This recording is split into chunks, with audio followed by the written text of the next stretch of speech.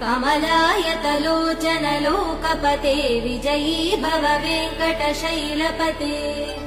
स चतुर्मुख षण्मुख पञ्चमुख प्रमुखाखिल दैवतमौलिमने शरणागत वत्सल सारनिधे परिपालय मां वृषशैलपते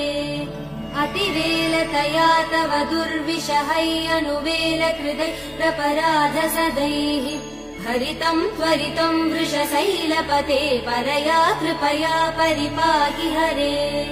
अधिवेङ्कटशैलमुदारमते जनताभिमतादिकदानरतात् परदेवदया गदितान् निगमै कमलादयितान् परं कलये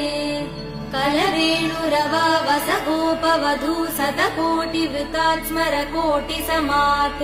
प्रतिवल्लविकाभिमदात् सुखदात् वसुदेव